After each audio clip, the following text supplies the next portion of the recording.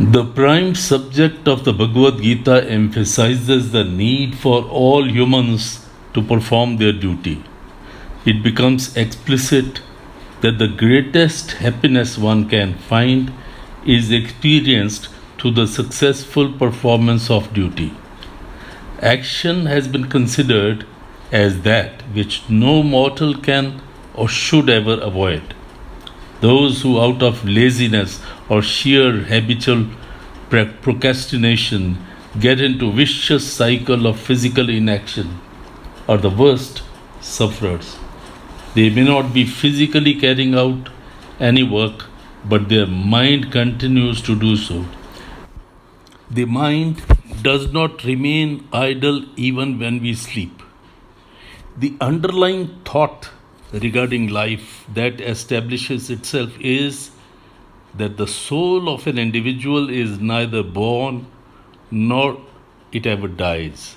It emanates from the eternal Almighty, goes through various cycles, and through good deeds returns to its origin. It becomes one with the everlasting, omnipresent Lord the Almighty. So it is necessary for everyone to keep on doing, keep on performing his or her duty. The shlok-wise division of the chapter 18, which is also known as liberation through path of knowledge or moksha updesh yoga, is as follows.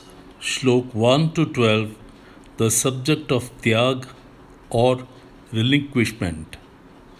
Shlok 13 to 18, causes of karma according to the Sankhya Yoga. Shlok 19 to 40, classification of knowledge, action, doer, reason, firmness, and joy according to the three gunas. Shlok 41 to 48, duties attached to each caste and the fruit of the performance. Shlok 49 to 55, the path of knowledge is described in details. Shlok 56 to 66, the path of Karam Yoga or selfless action together with devotion, that is explained. Shlok 67 to 78, the glory of Gita is also described. Questions people ask about chapter 18 of the Bhagavad Gita. What does chapter 18 of the Bhagavad Gita teach us? Well, actions based on sacrifice, charity, and penance and other good deeds should never be given up.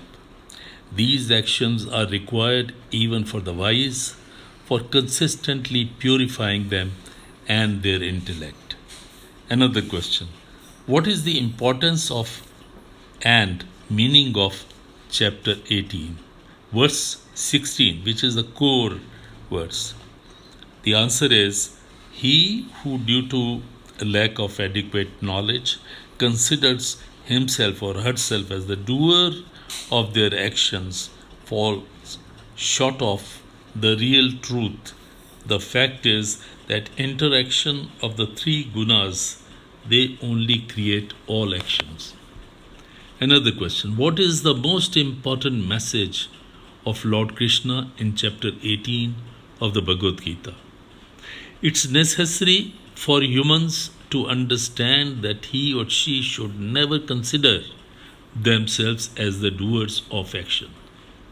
All actions are the result of interaction among the three gunas created by nature. It's prime necessity for everyone to perform his or her duty without attachment to the result. Now, reading of the chapter 18 from Shlok 1, English translation.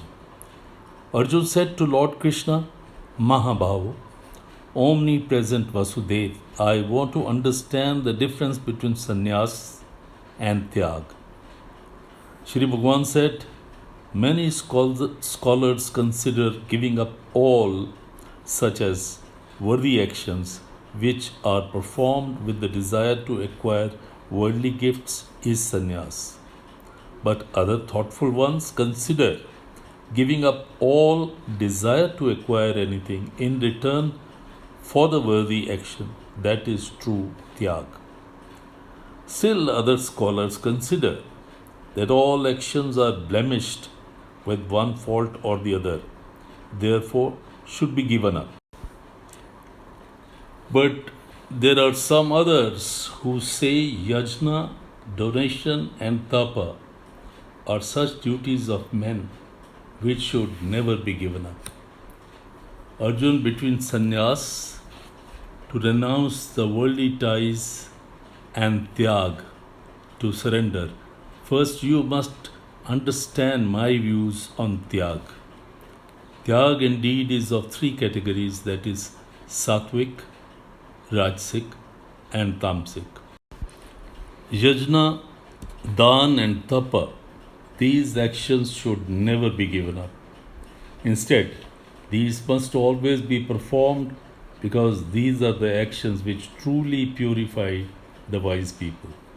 Therefore, Parth, these actions, that is yajna, dan, and tapa, and other worthy actions and duties, must be performed without attachment and without desiring the results thereof or fruit of the labor. Unworthy actions must be abandoned altogether, but man must not give up his duty. It must be performed. However, attachment and expectation of the results should be given up. Therefore, due to attachment, if one gives up one's duty, that is known as tamas tyag. All actions are full of misery, and if one gives up his duty due to fear of difficulties involved therein, it should be known as rajas tyag. This kind of tyag does not bring any benefit. The actions which are prescribed by the Shastras to a person, if performed without attachment and without expectation of results, are to be considered as sattvic tyag. The person who does not despise actions of his duty, even if they are not enviable and are not considered to be great like other actions, if the same fall under his duties, he carries them out without attachment or expectations.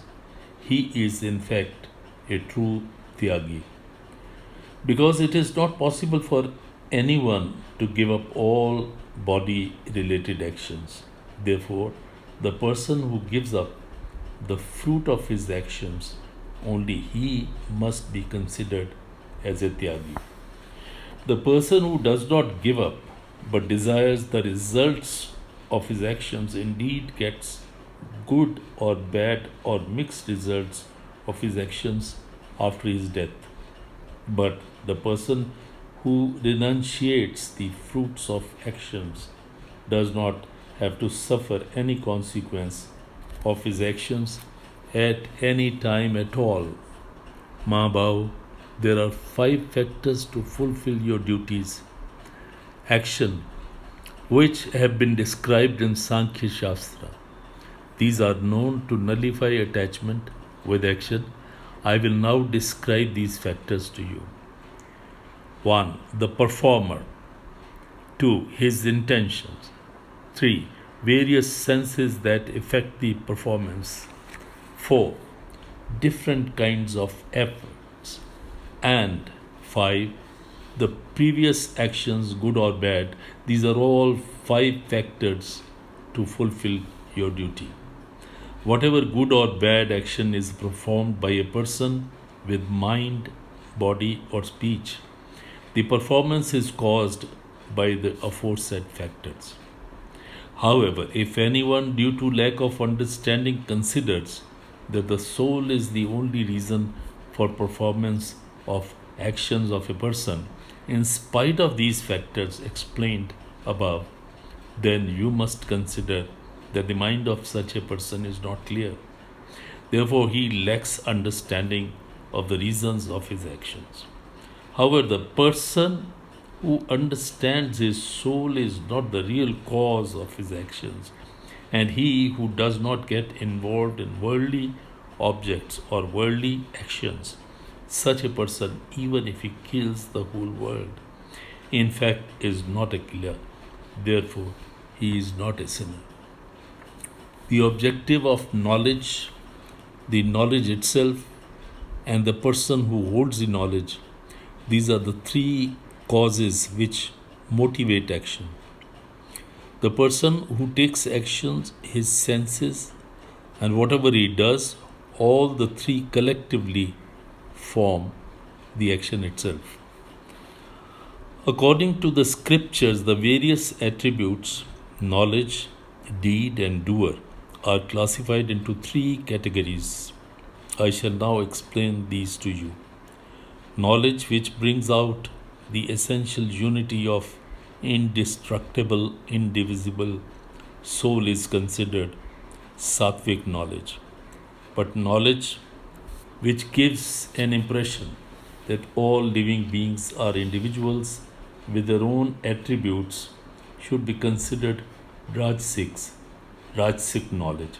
And the knowledge which is engaged in this transient body and which does not permit thinking beyond that, and that which is devoid of any creative meaning, should be considered Tamasic knowledge. Action which is performed according to the principles laid down in scriptures and is carried out by a person free from ego, jealousy, is performed without attachment to the result, should be known as sattvic karma. But the action which is not free from ego or attachment and is performed under great stress by a proud person is called Rajasic karma.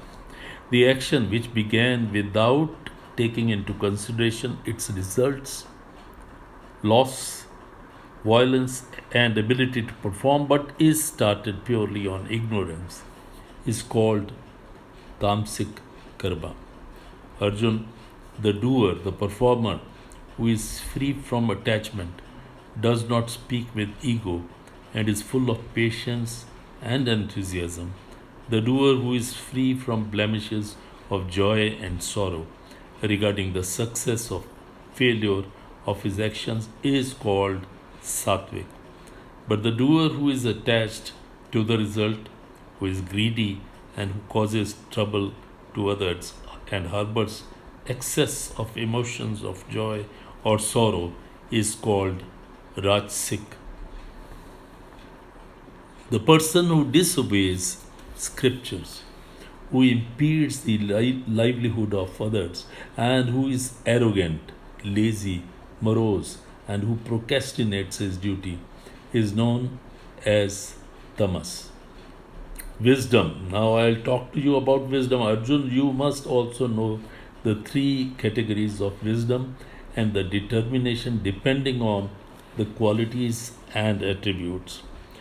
The wisdom that teaches you how to do one's duty while remaining the householder in the name of God, and the wisdom that understands duty and non duty, fear and fearlessness, attachment and non attachment, is known as sattvic wisdom. But Arjun, the wisdom that does not distinguish between one's religion and sin or duty and non duty is known as Rajasic wisdom.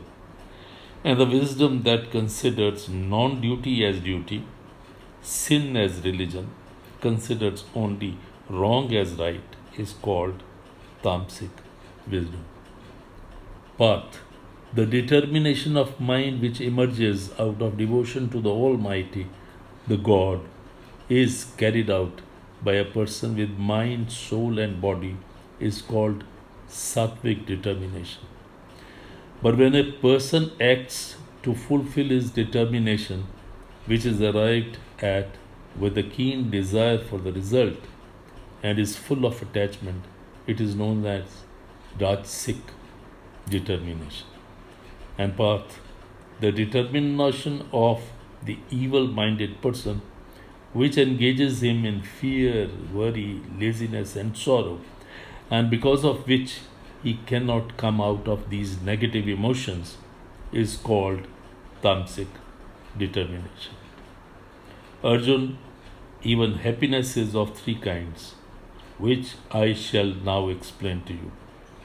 Happiness, which is derived from the love of God, meditation, and the service of God, and that which causes to end all sorrows, though such a happiness appears to be cumbersome in the beginning, but the result of which is like Amrit, nectar, is known as sattvic happiness.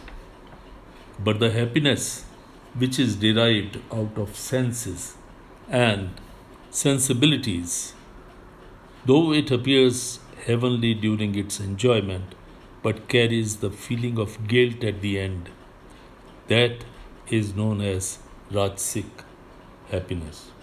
However, the happiness which stupefies the soul in the beginning or in the end, such happiness which is perceived through laziness, sleep, inaction, is known as tamasic happiness. Arjun, neither on this earth nor in the heaven is there any such creature who is free from three gunas, because the entire universe is created out of the Maya or illusion. Paratampa, Brahmin, Kshatriya, Vaishya, and Shudra are four categories of human beings, which are divided according to the attributes born out of juxtaposition of these three gunas. Whatever the duty they have to perform, according to them, they are classified. One who controls his mind, his senses, and embraces difficulties in order to carry out his duty. One who remains pure and clean from the body, mind, and soul. One who is able to pardon others of their sin. One who keeps his senses and bodies in a simple form, and the one who is devoted to God and keenly studies the scriptures, and through these realizes the truth of God, is a natural Brahmin.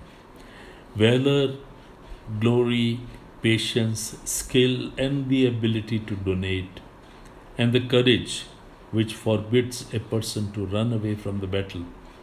These are the qualities of a Kshatriya and constitute his duty. Farming, breeding cows, trading, and honest behavior, these are all natural duties of the Vaishyas, and the service of all the three classes is the natural duty of a Shudra. The person who is deeply concerned with his duty and carries out to the best of his ability achieves salvation. I shall now explain to you how, through the performance of one's duty, one can achieve salvation. When a person worships the Creator who has created everyone and who is omnipresent, through performance of his duty, he achieves salvation. Performing one's own duty, even if the same is ordinary, is far better than carrying out the duties of others, even if they are of exceptional nature.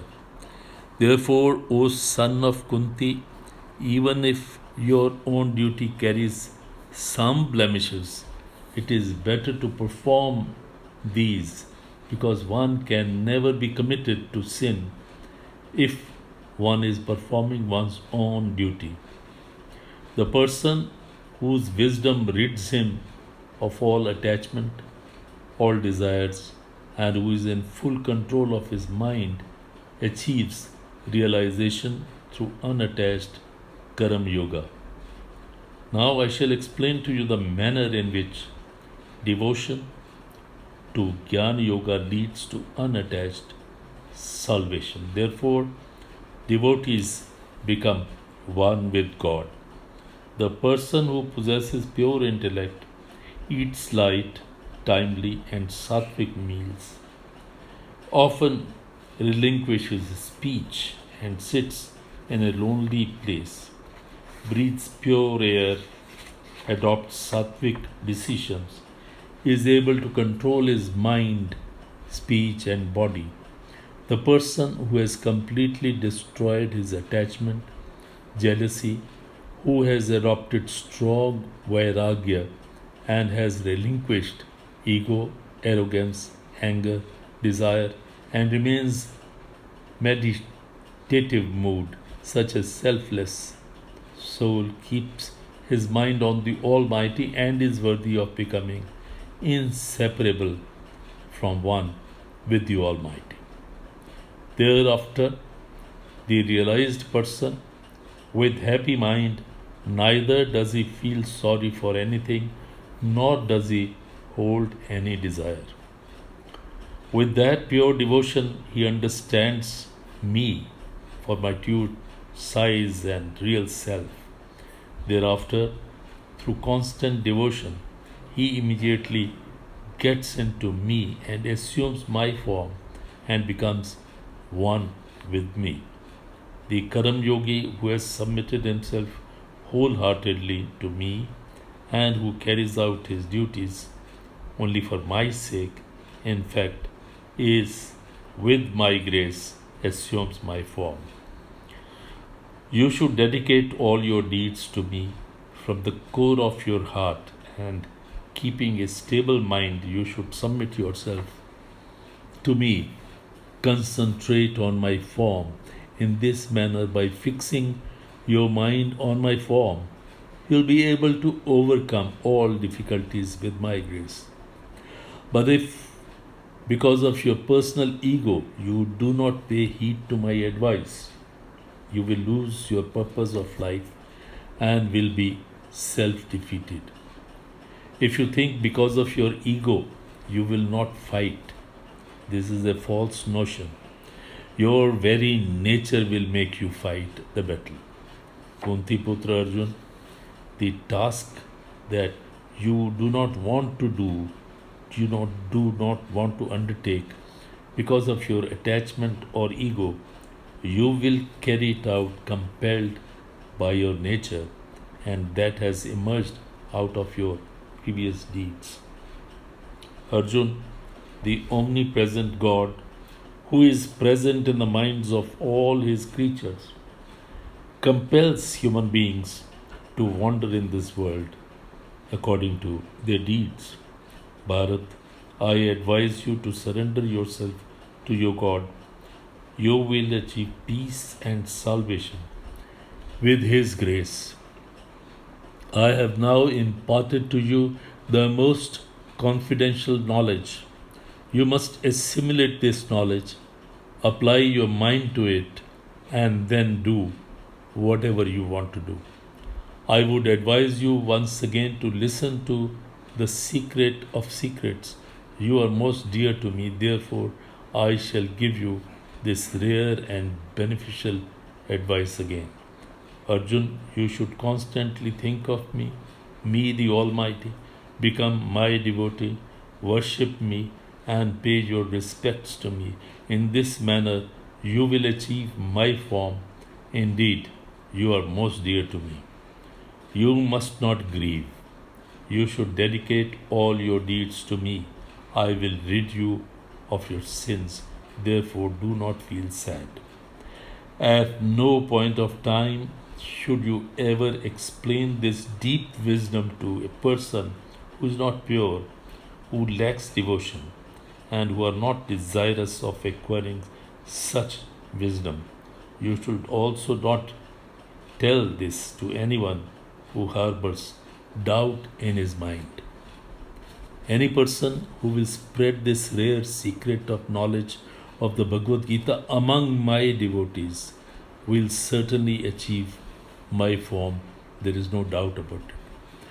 There is no one in this world who is dearer to me than my aforesaid devotee, nor in the future will I ever love or consider anyone dearer to me except my devotee, as explained above. According to me, anyone who reads the dialogue in the form of Bhagavad Gita will in fact be worshipping me through Jnana Yoga. This is my firm advice. Any person with devotion and without blemished mind, if he listens to the Bhagavad Gita, he will also be relieved from his sins and will take birth among the nobles. Parth, did you listen to my advice with adequate concentration? Dhananjaya, has your ignorance and attachment vanished? Arjun said, with your grace, my attachment has been destroyed. I have regained my memory.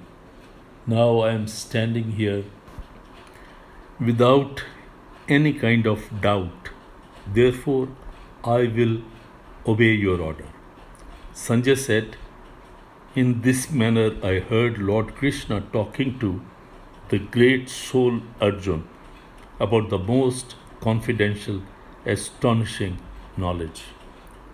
After receiving divine sight with the grace of Shri Vyasji, I have seen Lord Krishna in person talking to Arjun, and I have listened carefully to the entire dialogue.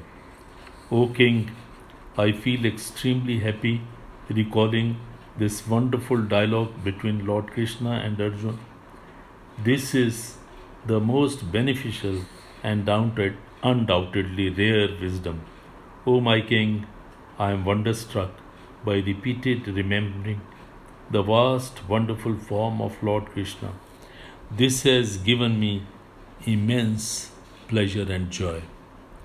Rajan, according to me, the Pandavas on whose side Lord Krishna is there and mighty warrior Arjuna are fighting shall be victorious. This is my firm belief. The wisdom of the Bhagavad Gita is universally acclaimed. This profound Indian philosophy holds an immediate relationship with life then, life now, and life in the future. An apt example of pervading unhappiness of people in the modern times is beautifully illustrated in the following shlokas. The person who has no control over his mind and senses lacks stability of intellect, therefore he cannot be creative. The mind which lacks creativity does not acquire noble wisdom. Such a person lacks faith. The man without faith cannot have peace. How can a person who doesn't have peace be happy?